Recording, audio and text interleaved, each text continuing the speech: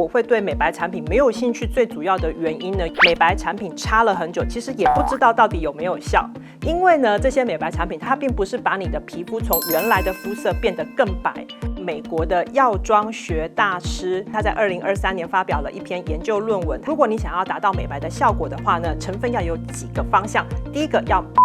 这罐保养品它在整个的设计上呢，就比较符合我们刚刚讲的这个美妆大师他在2023年发表的一个研究的这个成果。其实美白产品有没有效果，也必须要看它的浓度。那这个呢，至少它会有写是2%的传明酸。欢迎来到健康养成记，我是 Amber。我是一个极度热爱户外活动的人，所以每个礼拜呢，我都会往山上跑。然后到夏天的时候呢，也会往海边跑。其实我脸上的斑呢很多又很大，但是呢不想处理的主要原因是因为我觉得我可能挺不过就是术后不见天日的这个生活吧。但是呢，现在真的是必须要小心的，因为年龄到了，所以我真的发现代谢是有一点变差。那我会发现说，我会对美白产品没有兴趣，最主要的原因呢有几个。第一个就是美白产品擦了很久，其实也不知道到底有没有效。第二个，就算擦了，其实这些斑我发现一点都没有淡化。第三个就是呢，每年都有新的美白产品推出，而且呢，它都会有不一样的成分。那我就会觉得更不确定哪些成分是有效的，哪些成分是没有效的。那如果你也有同样的问题的话，那这集你一定要看。那我们先谈一下黑色素产生跟美白的机制是什么。首先呢，阳光照射到皮肤的表皮层，会让表皮细胞受到伤害，然后发出求救讯号。这个讯号呢，它就会传达到皮肤的基底层的黑色素细胞。那黑色素细胞呢，它就会制造黑色素。但是黑色素要产生的时候呢，它需要一种叫做酪氨酸的氨基酸，它就会被这个酪氨酸酶以及其他的酵素给激发出这些黑色素了以后呢，它就会传递到我们的表皮细胞跟角质层，就会变成我们现在所看到的这些黑斑以及黑色素。那要预防这些黑色素到表皮呢，它有5个拦截机制。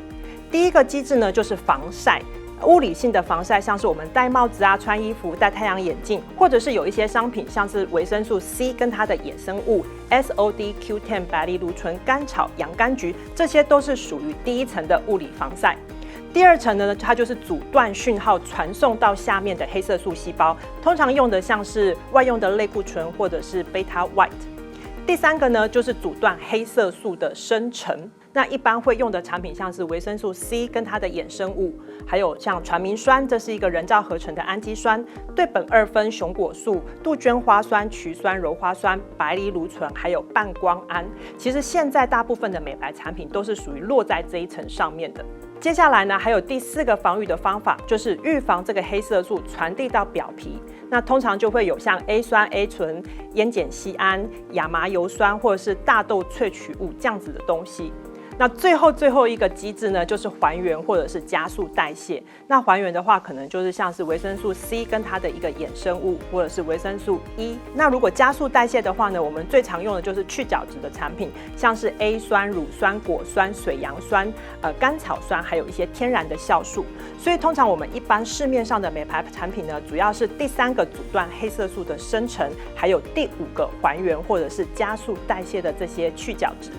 所以呢，在了解了这个黑色素产生跟美白还原的机制之后呢，我们先回答第1个问题，就是说美白产品擦了很久，根本不知道有没有效。因为呢，这些美白产品它只是在抑制你看不到的这些黑色素的生成。应该说，你的皮肤没有变黑，就算是有效了吧？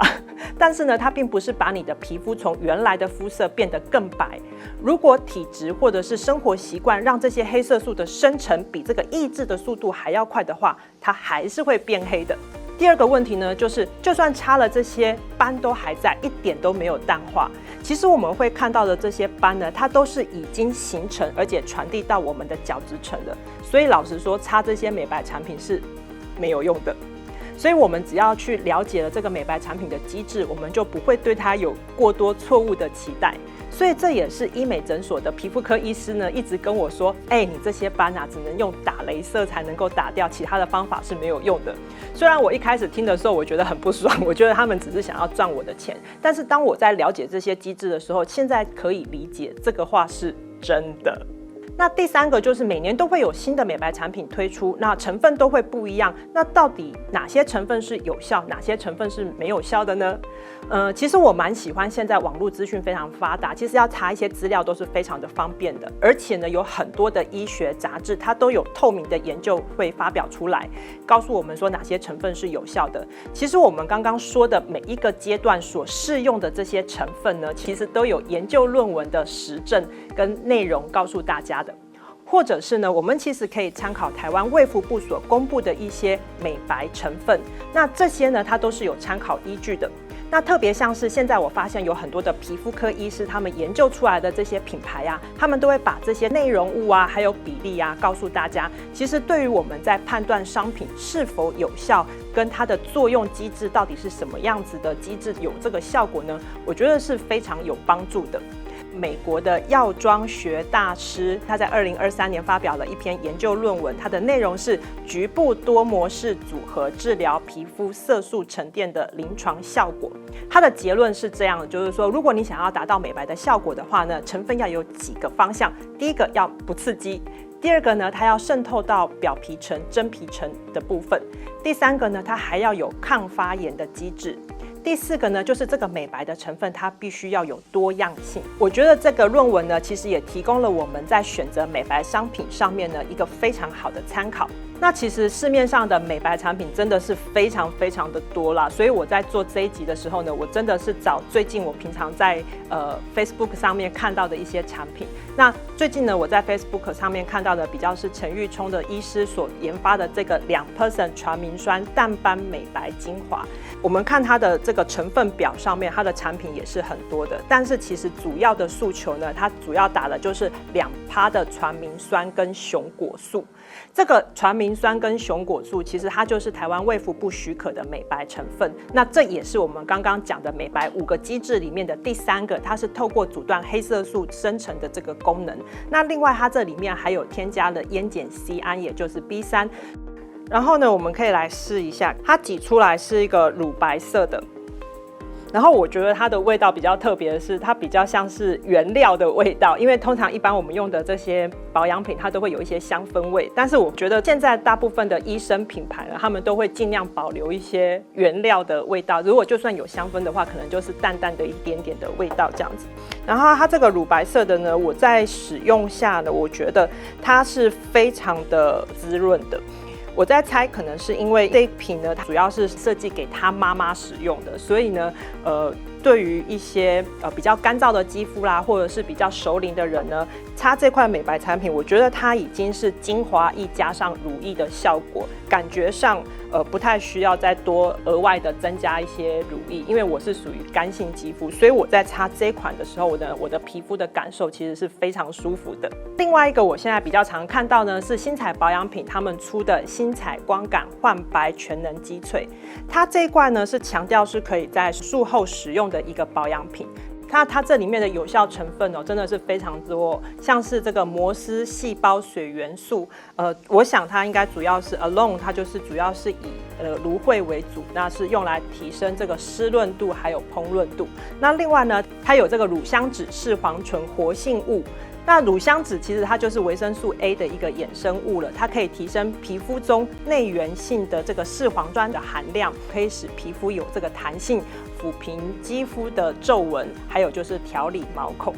那第3个呢，它这边添加的东西呢，叫做 Dermo-RX， 它是透过酵素帮你代谢这个老废角质。我们刚刚有提到第5个还原的机制，就是属于去角质的这个部分，所以它会让皮肤看起来比较亮白。那第4个呢，它有添加了维生素 C、甘糖 AA2G， 那这是属于淡化黑色素的部分。然后另外它还有添加这个净白因子，这里面含的就是阿魏酸跟印度蛇婆子这样子的复方萃取，主要是保护肌肤呢，减少环境的伤害，而且呢，它可以减少这个皮肤不均匀跟暗沉的问题。那还有就是添加了维生素 B3， 这个也是帮助皮肤亮白的一个功效。那我觉得这罐保养品它在整个的设计上呢，就比较符合我们刚刚讲的这个美妆大师他在2023年发表的一个研究的这个成果，因为它真的是我们看起来它是多重的美白机制放在这个产品的里面，而且呢，我觉得它在使用上面的感受是什么样呢？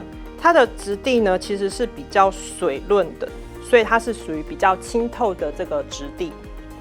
然后呢，它会带有一点淡淡的这个香氛味，跟这一款我们前面介绍的这个比较像是那种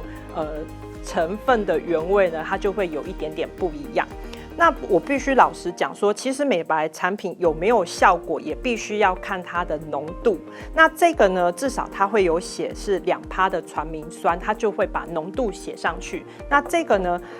它虽然添加了很多不同的美白机制，但是我们其实看不到说它的这个成分比例到底有多少。但是通常一般保养品啊，我们其实是可以从它的成分的这个排名的先后顺序可以了解到，就是说这个产品的这个成分它的占比的比重，因为通常多比重的会放在前面，但是呢，真正的有效成分的话，通常我们是不晓得它的百分比是有多少的。好了，那我们总结一下，因为现在的美白产品真的实在是太多了。那虽然我们今天只分享了这2个，但是呢，我个人在美白上面呢，我会有几个小小的结论。第一个就是防晒真的是美白工程的第1位，所以对我来讲，要如何能够享受到太阳，然后又能够做到防晒，这个真的得好好思考要怎么样两者兼具了。第二个是呢，这些美白产品呢，老实说，它真的是无差无波比，但是能不能真的让皮肤变白呢？其实还有很多我们人体本身的内因跟外因存在，所以如果不想要让皮肤变得暗沉的话呢，其实还有另外一个很直接有效的方法，就是去角质。那这也是我发现说，其实有很多医生品牌推出比较多的去角质跟保湿的产品，他们会比推出美白产品还要积极，因为这就是去角质的产品呢是比较能够看出脸上亮白效果的。那第3个就是脸上的这些斑呢，其实老实说还是得透过雷射才能够去掉的。但是雷射之后，你要能够不反黑，那美白产品它其实占了一个非常重要的角色。好了，那我们今天的分享呢就到这边结束。如果大家呢对这个美白的产品有兴趣的话呢，欢迎在下面留言给我们。下次再见喽，拜拜。